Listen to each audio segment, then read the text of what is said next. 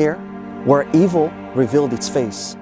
This site is not just a massacre site, it's a scar on the soul of every Israeli.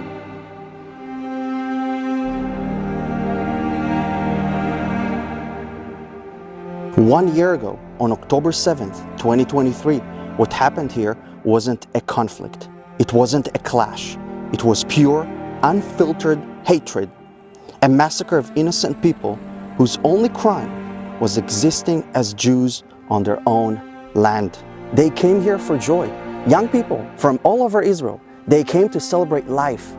They danced under the stars until death descended upon them. Hamas terrorists, in a coordinated wave of terror, launched over 5,000 rockets at dawn, using that chaos to infiltrate into Israel. They targeted civilians. Over 1,188 lives were stolen that day. 800 were civilians, just like you and me, caught in a nightmare they never saw coming. And these terrorists, they didn't just murder, they raped, they mutilated. The unspeakable sexual violence committed against women that day has shaken the world. And for what? Because Israel exists? Because we refuse to disappear? Think about it. 251 men and women were taken hostage. Some of them still remain in captivity. Can you imagine that? Their lives are in the hands of monsters.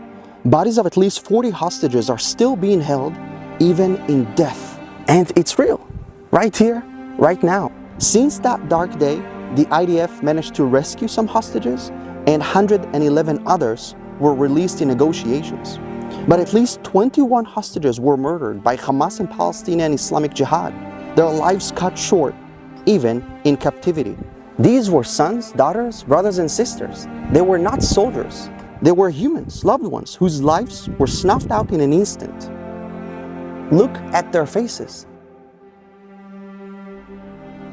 They are not some numbers in a cold statistic. They were dreams, hopes, futures, stolen by terror. And yet, there are those who dare to justify it, who have the audacity to stand and chant for resistance, glorifying the murderers as freedom fighters. How can you call it resistance when you butcher civilians? How can you see the spilled blood of the innocent and still support what Hamas did?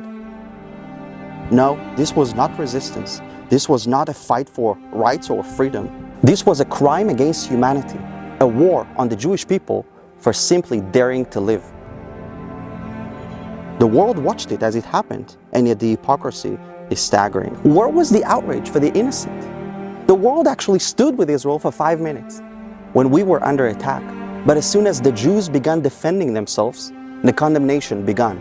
Because the world loves when the Jews are under attack, and it hates when we defend ourselves. But know this, Israel stands strong. We are here, and we will continue to be here. For every life taken, we stand taller and united for a stronger future in our land here. They tried to break us with terror, but instead, they have only strengthened our resolve. The Jewish people will never again be helpless. We have an army, we have a country, we have each other. This site, this massacre, is a reminder of what we are fighting against and what we are fighting for. We fight for life, for our right to exist in peace, and for the memory of those who no longer can. To the terrorists who thought you could destroy us, you failed. We are here, we're alive. Empire after empire, enemy after enemy tried to destroy us, and yet we always emerge victorious for our right to live in peace and harmony. Share this video in the memory of everybody that was massacred on October 7th.